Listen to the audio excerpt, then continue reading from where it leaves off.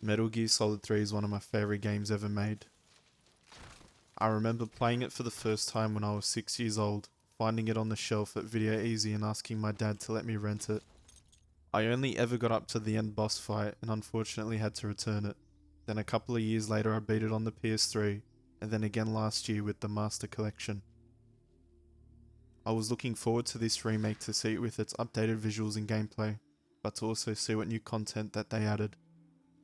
But after playing Metal Gear Solid Delta Snake Eater, I can say that the remake plays it way too safe.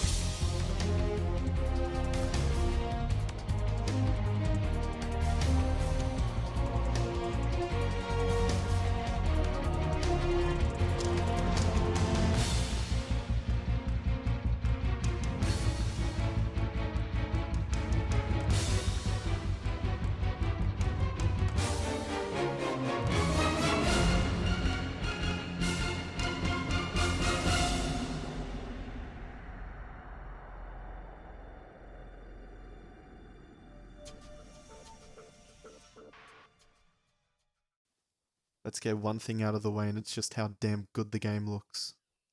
The game runs on UE5, giving it a fresh new coat of paint, with the visuals and cutscenes looking better than ever. This, however, comes at a cost. Just like many Unreal Engine 5 games, performance suffers in cost of fidelity. I kinda wish they stuck with the Fox engine, as MGS5 still looks incredible till today. I will say that the performance didn't really impact gameplay that much for me, but it was noticeable. It was also great to see the original cast from MGS3 return, keeping it faithful to the original. That's one thing that this game does right, and it's that it preserves the original very well. Some might call it lazy, but it really just feels like the same game with updated graphics and worse performance.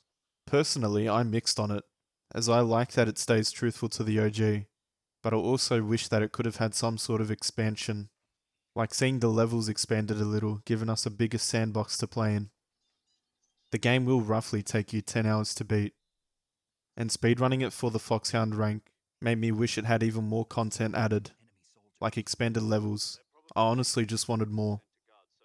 The story of Metal Gear Solid Delta stays true to the original, with Naked Snake as he attempts to rescue a Russian rocket scientist named Nikolai Sokolov and sabotage an experimental superweapon while having to face his defected former boss.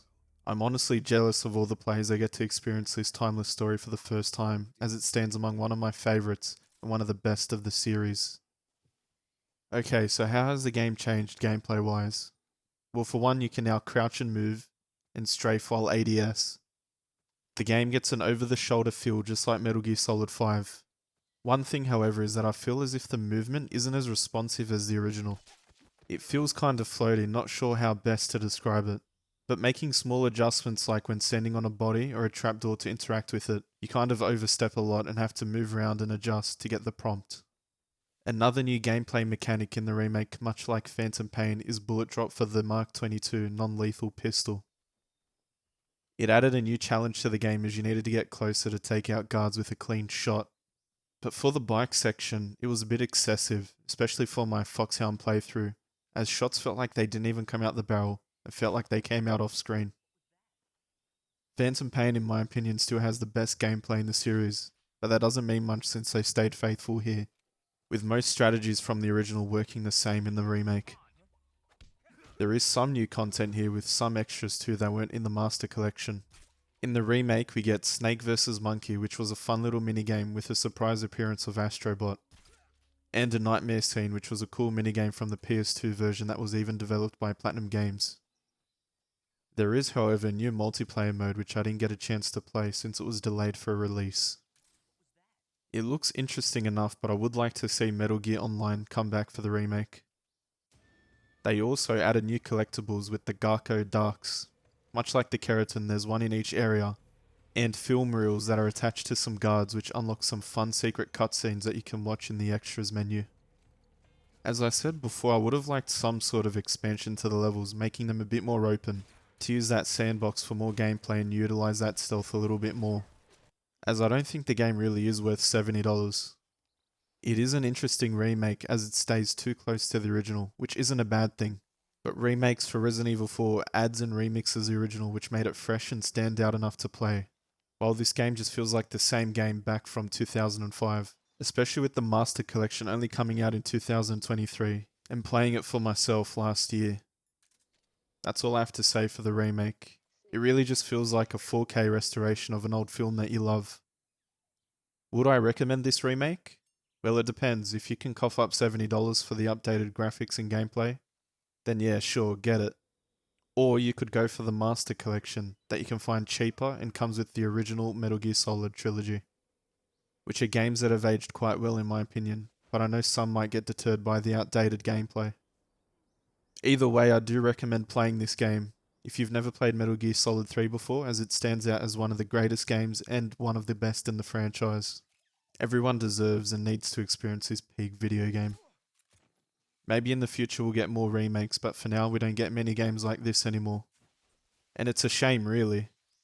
Hopefully that new Korean game Mudang 2 Hearts will scratch that tactical stealth itch, as unfortunately Splinter Cell seems to be dead now. Anyway, I want to thank you for even watching this video, and I hope I'll be able to make more content like this in the future. So please let me know what you think in the comments, and let me know what I could do better. Thank you.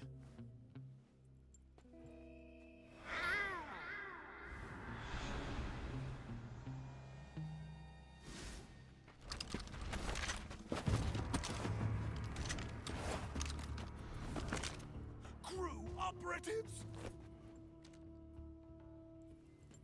What is that stance? Huh. That gun.